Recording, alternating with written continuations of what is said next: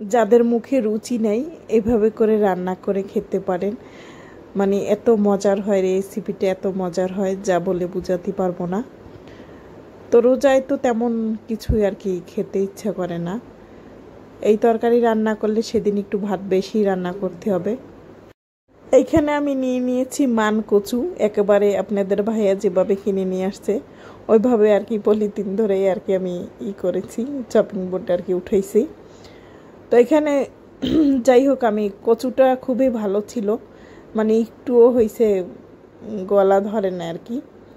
তো দেখে শুনে আর কি কিনতে হয় এগুলো মান কচু। তো এখানে আমি কচুগুলো আর কি কেটে নিচ্ছি পাতলা পাতলা করে।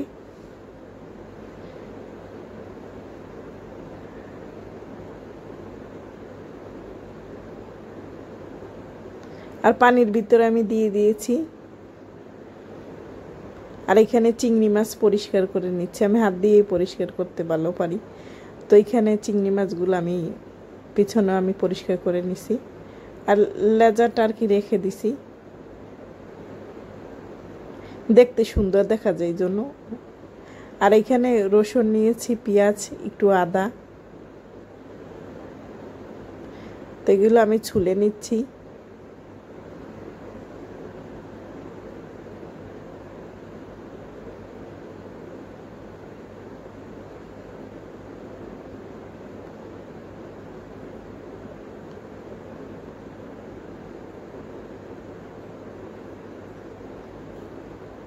এই রেসিপিটা অনেক মজার হয়, এই জন্য পুরো আর কি ভিডিও করে দিলাম। তো এখানে আমি কিছু হলুদ সরিষা নিছি, আর লাল লাল দেখে কাঁচামরিচ, আর হলো শুকনো মরিচ নিয়ে এখানে বেটে নিচ্ছি আমি।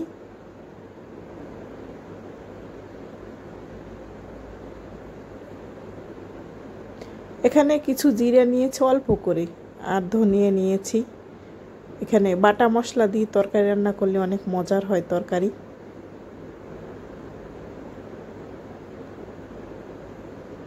আর সরিষাটা দেওয়ার কারণে আরও বেশি মজা হয়। তো কচু বাটা কচুতে একটু সরিষা দিলে ভালো হয় সবসময়। এখানে রসুন, আদা, পেঁয়াজ আমি বেটে নিচ্ছি এখানে।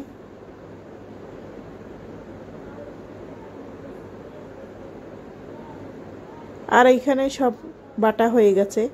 এবার আমি চিংড়ি মাছগুলা দিয়ে দিলাম, একটু হলুদ গুঁড়া, একটু মরিচ গুঁড়া আর লবণ দিয়ে আমি একটু ভাজা ভাজা করে নিচ্ছি।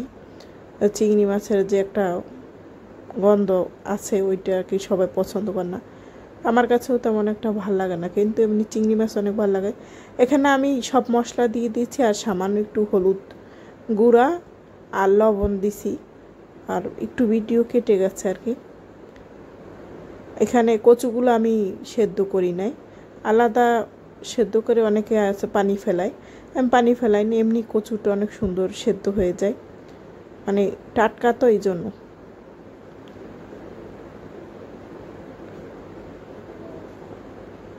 আর এখানে আমি কষাই ঝোলের পানি দিয়ে দিচ্ছি।